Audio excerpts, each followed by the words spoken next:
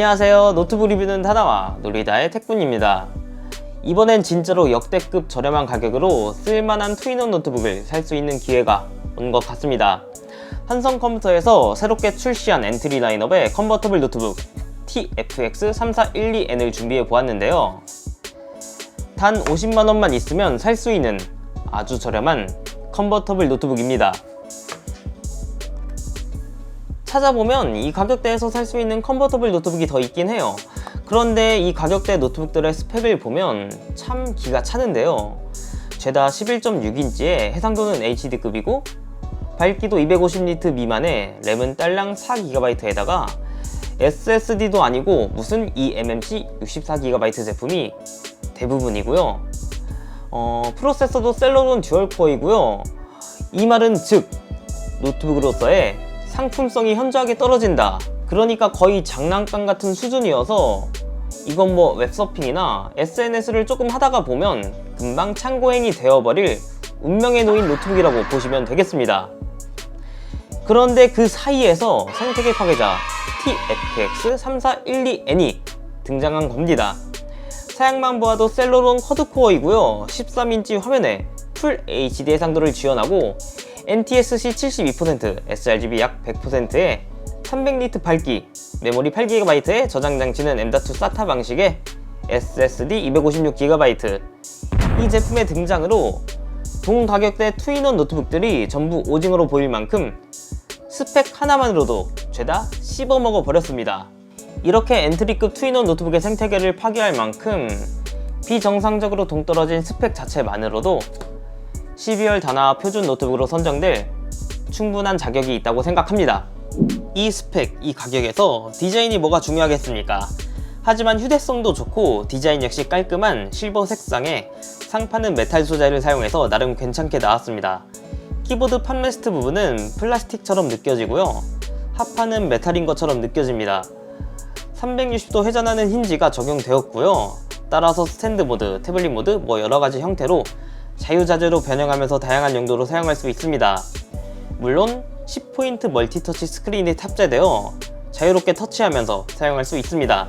두께는 16mm 밖에 되지 않고요. 무게를 측정해봤는데 1.32kg으로 굉장히 가벼웠습니다. 어댑터는 24W에 아주 작은 어댑터가 포함되었는데요. 어댑터의 퀄리티는 무슨 공유기 어댑터를 보는 것 같이 볼품 없었습니다. 하지만 무게는 케이블 포함 116g으로 진짜로 엄청 가볍고 220V 전원 플러그까지 일체형이라서 엄청 작고 휴대하기에는 정말 좋았습니다.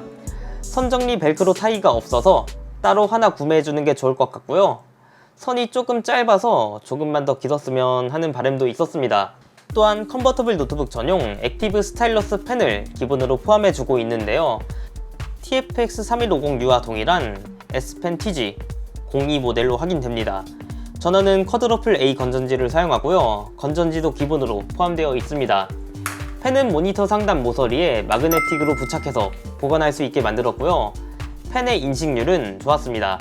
이렇게 포토샵에서 계속해서 덧칠하는 동안은 한 차례도 끊기지 않고 한 번의 작업으로 제대로 인식되었습니다. 나름 압력 감지도 되고 괜찮은 인식률을 보여주고 있는 것 같지만 프리미엄급 노트북에 탑재된 펜을 사용한 직후에 사용해보면 펜 촉의 부드러움이라든지 펜이 따라오는 반응 속도 같은 부분에서 다소 차이가 난다는 걸 느낄 수 있었습니다. 정교하고 미세한 작업보다는 필기용 또는 간단한 스케치, 취미 삼아 그림을 그리는 정도로 활용하기에 좋을 것 같습니다. CPU는 인텔 셀러론 N4120, 이름부터 잼미니의 기운이 느껴지는 제미니 레이크 프로세서가 탑재되었습니다. 쿼드코어 CPU이고요. GPU는 인텔 UHD 그래픽스 600이 탑재되었습니다. 메모리는 DDR4 2400MHz 8GB가 탑재되었고요. 온보드 메모리라서 추가 업그레이드는 불가합니다. 듀얼 채널로 인식하고 있는 점이 마음에 들었고요. 저장 장치는 동 가격대 eMMC보단 훨씬 좋은 M.2 SATA 256GB가 탑재되었습니다. 크리스탈 디스크 마크 측정 시 평범한 SATA SSD의 속도를 보여주었습니다. 모니터는 13.3인치 풀 HD 해상도를 지원합니다. 10포인트 멀티터치를 지원하고요. 터치 감도는 굉장히 부드럽고 정확하게 인식되었습니다. 디스플레이는 정말 미쳤습니다. IPS 패널에 색 지연율도 sRGB 100%를 지원하고 밝기도 300니트여서 진짜로 미쳤습니다. 유튜브에서 4K 영상을 시청하는데 이 가격대의 모니터가 맞나 의심될 정도로 굉장히 선명한 화질을 보여줍니다. 사실 100만원 이상 되는 노트북도 이것보다 못한 놈들도 있는데 와, 이건 진짜 진심 지렸습니다. 디스플레이 색 온도는 예전 삼성 PLS 패널을 보는 것처럼 약간 차가운 느낌이 돕니다. 아무튼 디스플레이 성능 하나만 해도 다른 동 가격대 노트북을 올킬해 버릴 수 있는 엄청난 녀석이라고 생각됩니다. 모니터의 시야각 역시 부족함이 전혀 없어서 360도 회전하면서 다양한 각도로 활용해도 크게 불편함이 느껴지지 않았습니다. 키보드는 좌우 베젤이 거의 없이 꽉 찬 구성을 보여줍니다. 키간 간격이 매우 넓고 키 사이즈도 굉장히 큰데요. 길이를 재보면 데스크톱 키보드보다 키간 간격이 넓었습니다. 그래서 그런지 약간 키보드에서 이질감이 느껴지긴 했습니다. 적응하는데 약간의 시간이 필요한 점 말고는 키 트래블도 길어서 구분감도 좋고 대체적으로 만족스러운 사용감을 보여주었습니다. 특이사항으로는 Fn과 F12 키의 조합으로 넘락 기능을 토글할 수 있었습니다. 넘락 기능을 켜면 일부 키가 숫자 패드로 전환되는데요. 엑셀 작업을 할 때 편하게 숫자를 입력할 수 있어서 좋았습니다. 밤에는 화이트 백라이트를 켜고 작업을 할 수도 있습니다. 측면 포트 구성을 살펴보겠습니다. 왼쪽에는 순서대로 전원 입력 단자와 USB 3.2 제넌 타입C 포트가 있습니다.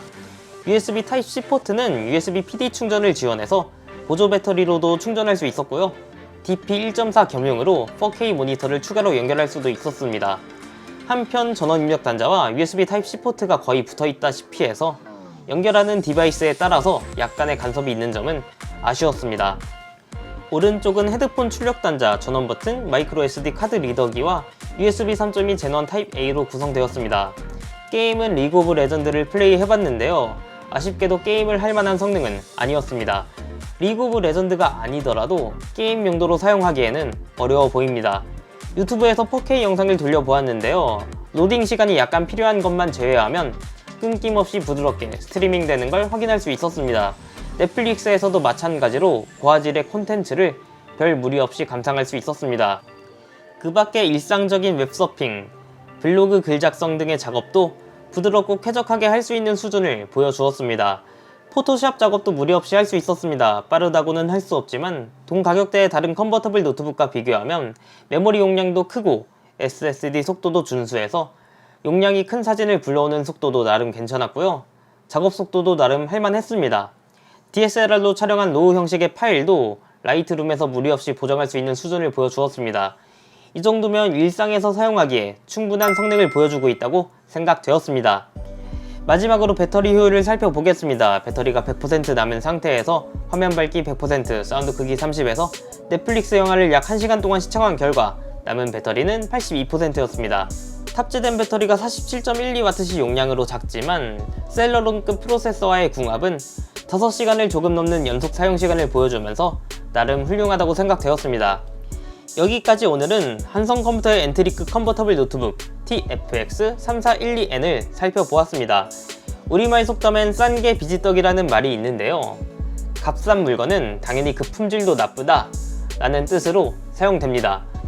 50만원을 넘지 않는 투인원 노트북이 시장에는 제법 있었지만 속담처럼 비지떡 같은 신세를 면하지는 못했습니다. 동 가격대의 노트북을 살펴보면 지금 시대가 어느 시대인데 메모리는 4기가에 HD 해상도 모니터, 심지어 200니트 밝기 화면도 있었고요. SD카드와 동급이라고 봐도 무방한 eMMC 64GB 스토리지는 너무 선을 세게 넘었습니다.